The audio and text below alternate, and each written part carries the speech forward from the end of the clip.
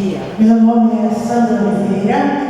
Eu estou aqui hoje para fazer uma reflexão com vocês sobre o tema do orgulho. Mas antes de nós iniciarmos, eu gostaria de pedir que nós façamos uma pequena prece, rogando a Deus, nosso Pai, que abençoe as nossas boas intenções e as multiplique onde seja possível, em nós e nos demais, e que Jesus nos oriente e inspire sempre. Então, o meu tema escolhido é orgulho. Ele foi inspirado na Revista Espírita de 1858. É um artigo publicado em maio nessa Revista Espírita, uma dissertação moral ditada por São Luís a senhorita Irmã Sinfô, entre os dias 19 e 26 de janeiro de 1858. Então, lá ele conta uma história, e ao final ele faz a seguinte colocação: eu vos digo em verdade, o orgulho é semelhante ao joio que sufoca o bom grão.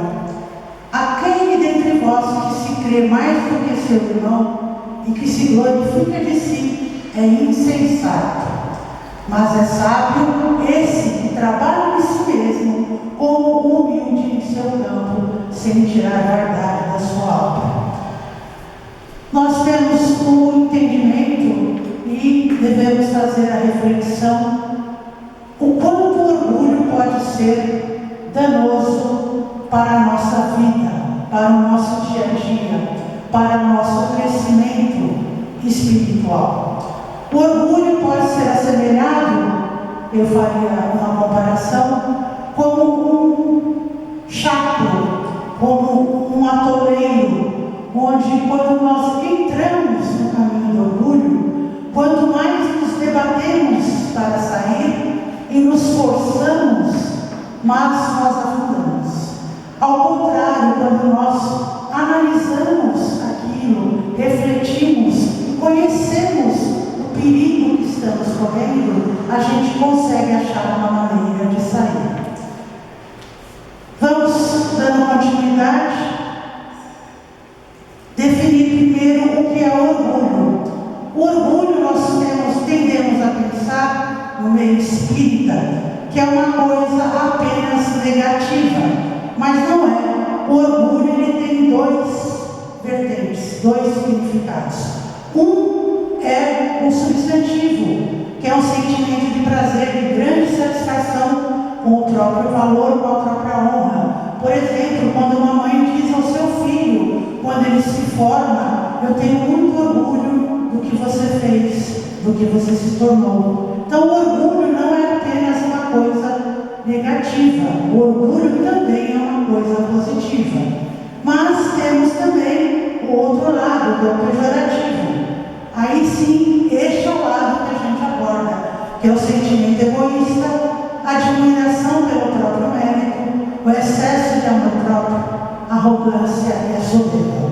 É nessa segunda parte, o sentimento do lado pejorativo, que nós devemos evitar os nossos esforços e trabalhar em nós mesmos.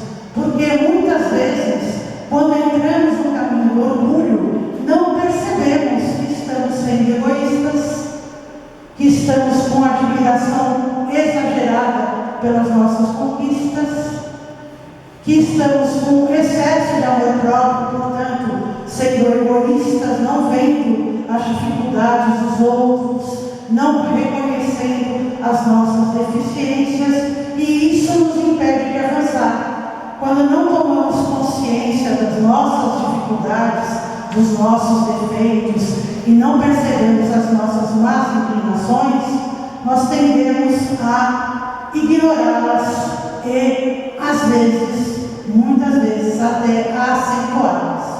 A arrogância também é um outro aspecto que a gente deve trabalhar, que é quando a gente acha que apenas o nosso ponto de vista é verdadeiro, apenas o nosso conhecimento é interessante, apenas a nossa opinião é válida.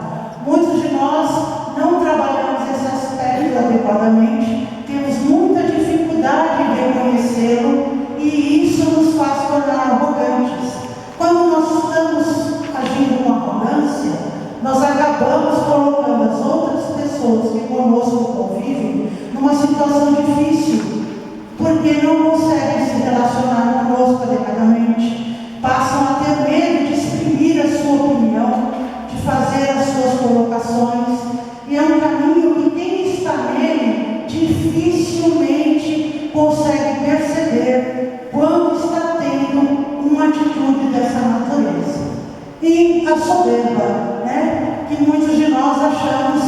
que somos melhores do que os outros, que temos mais valor do que os outros, que as outras pessoas ainda são infantis, são incoerentes, imaduras, e não percebemos que nós também, em muitos aspectos, temos essas características ainda em nós. Então a gente se coloca num patamar acima do nosso próximo. E em verdade todos nós que aqui estamos no planeta Terra, estamos no mesmo patamar. No livro Religião dos Espíritos, é colocado para nós o seguinte, na lição 20, fala que o orgulho é o nosso maior carrasco, que é o verdugo invisível, onde se evidencia a influência do orgulho, aparecem a rebeldia e o azedume, preparando a perturbação e a discórdia. Então ele nos alerta sobre os perigos de sermos orgulhosos e nos alerta ao final também. Irmãos, percatai-vos contra semelhante perseguidor, vestindo o coração na túnica da humildade, que tudo compreende, a todo serve, sem cogitar de si mesma, porque esse extremo carrasco que nos alenta ao egoísmo, em toda parte chama-se orgulho. Aqui, com poucas palavras nessa lição, ele nos explica o risco de agirmos com orgulho, as consequências, e também nos ensina como fugirmos dessa armadilha. Temos também, é lógico, no Evangelho segundo o Espiritismo, o seguinte: o nosso mal é o orgulho, e o remédio que devemos buscar é a unidade. Diz: despertai, meus irmãos, meus amigos, que a voz dos Espíritos ecoe nos vossos corações. Sede generosos e caridosos, sem ostentação, isto é, fazei o bem com humildade, que cada um proceda pouco a pouco a demolição dos altares que todos herderam ao orgulho. Numa palavra, sede verdadeiros cristãos, que tereis o reino da verdade. Isso está no Evangelho segundo o Espiritismo, capítulo 7, bem-aventurados os pobres de espírito, item 11. Aqui ele deixa muito claro que nenhum de nós ainda está livre do orgulho. Todos nós, de alguma forma, construímos altares em nós mesmos ao orgulho, mas ele nos pede a reflexão para que combatamos em nós o que ainda temos de orgulho.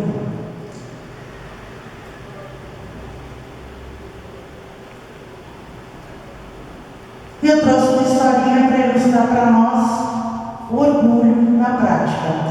Diz essa história do livro A Luz de Cima das Trevas, de Paulo Dalto de Oliveira, que um poderoso soberano caminhava entre o seu povo, orgulhoso com seus séquitos e seus cavalos, e todos o reverenciavam. No entanto, havia uma pessoa que estava muito ocupada observando uma caveira, e não deu a ele a menor deferência. Passou ele com seu séquito, mas no ímpeto de orgulho e rebeldia, retornou e perguntou por que ele não estava reverenciando seu soberano, se ele sabia do risco que ele corria agindo dessa forma. E a pessoa lhe disse: perdone, Senhor, eu estava procurando descobrir se essa caveira tinha pertencido a um mendigo ou a um príncipe, mas não consigo distinguir de quem seja. Aí o soberano, ouvindo essas palavras, entendeu que todos somos iguais perante Deus. Só o que nos diferencia são nossas atitudes, os tesouros morais que adquirimos e exercemos nessa vida. Então, todo o seu orgulho diante da realidade da morte se revelou infrutífero, de nada rendeu. É isso. Deus nos abençoe com a reflexão e a mudança necessárias. Muita gratidão pelo tempo que nós passamos juntos. Obrigado.